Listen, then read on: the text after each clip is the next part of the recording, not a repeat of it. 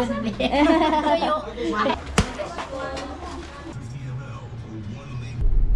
guys. Ano yung apo mo, vlogger na. Good morning! Agap namin today. Babiyahe kasi kami papuntang Katanawan, Quezon dahil birthday ng lola ko, nanay ni tatay. Pero kahit anong agap namin, late pa din kami nakaalis. Ito kasing Sinda at Jay napasarap ang tulog. Hindi pa nga kami nakakalayo inaantok na si Mika. Tatay napapapigit na. Ay, naantok. Kakaawa naman patoka-toka. Maulan pala ngayong araw dahil daw kasi sa low pressure kaya nagdahan lang din si Sarah sa pagdadrive. Buong 7-Eleven. Tapos, nag-stop over pala muna kami dito sa Agdangan 7-Eleven. Hindi pa din kasi kami nagbe-breakfast kaya bumili muna kami ng mineral water at Big Bite. Okay lang mag-camera. Sama ka namin sa vlog. Shout out sa'yo mo. Tapos, tuloy na ulit kami sa biyahe. Ito pala ang Bundok Peninsula na binubuo ng 12 municipalities from Agdangan, General Luna, Katanawan. Tapos yung iba, search nyo na lang, ang dami Pero sobrang nakaka-relax dumaan dito, promise, dahil nature talaga ang makikita mo. Fresh air at sobrang sarap ng simoy ng hangin. An hour after, nag-stop over naman kami dito sa NBL Fuel Station para mag-washroom.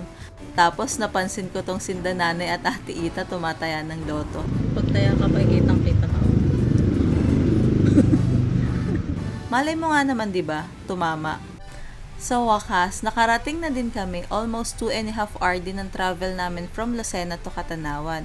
Pagdating namin, dumiretso na agad kami sa loob para magmano.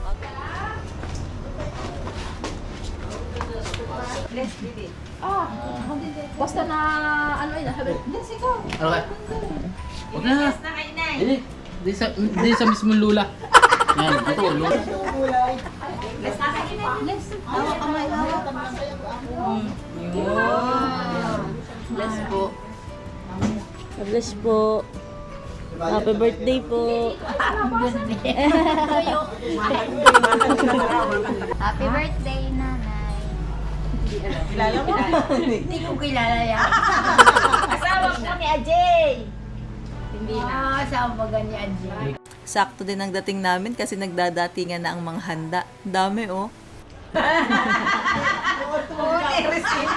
Sino matanggap na Sumama din pala kami kenda nanay para manguha ng kalamansi.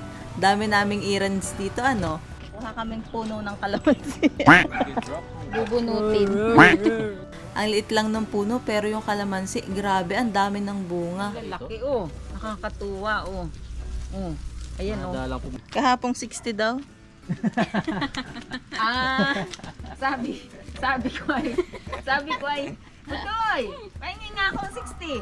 Nabili ako ng tinapay, ako baga ay nagagamas doon sa sa paligid, nagkakabas-tabas. Sabi daw ni tatay, hindi ka makaparinig, nakatayo ka lang dyan. Alam mo may nagawa din Sabi ko naman, makatayo lang daw ako, wala daw akong ginagawa. Ay ako'y pawisan nga, tinawag ko lang ay magtitinda. Sabi, sakit ka sa ulo, ay sakit daw sa akin. Sabi ko dumali. Higit lang. Ginugunting. Kinakagat. Nagkakaroon ng sugat. Kinakagat. Kagatin mo, te. Yan. Kagat. Ay, kalabas. Hindi ako ng puso sa akin. Buti pa ang saging, may puso. Pagbalik nga namin sa bahay, sakto kainan na. Madaming putahe plus may lechon pa. Sarap! Kaya kami, nakikain na din. Balamban. Ito Ano masarap yan? Parang limpo. Limpo nga. Latahan mo. Malasa.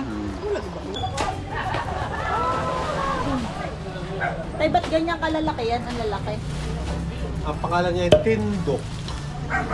Ano yung saging din? Siyempre, banana. Paano kinakain yan? Talagay sa bibig. Ngayain mo. Dito din pala ang radio station ng Radyo Natin Bonpen or Radyo Natin Bundok Peninsula na tito ko ang nag-ooperate. Makikicharge nga lang dapat ako dito. Kaso napatambay na din ako kasi aircon. Konting kwento pala. Dati, kaya BA Communication ang kinuha kong course kasi gusto ko din maging DJ. Nakikita ko kasi dati yung mga tiyuhin ko na nagsasalita sa radyo na parang gusto ko din. Kasi once na sumalang sila sa mic, ang gaganda ng mga boses nila. Yun pala, hindi ganun kadali. Kaya eto, nag-vlog na lang ako. Kaya to eh. Hawak mo na, nakita na yun. Around 4 p.m, umalis na din kami. Pero bago yun, syempre kumanta muna kami ng favorite theme song ng lahat. Balutin mo ako. Huwag na natin ituloy. FYI lang po ha, hindi po talaga kami mahilig magbalot. Sadyang mabait lang po yung tiyahin ko, kaya every time na may handaan dito, may balot kami. Grabe, ang dami eh. After ng balutan, umalis na din kami. Mahirap kasing abutin ng dilim sa daan habang bumibiyahe. So, happiest birthday po, Inay Aida. Thank you po. Ingat lagi!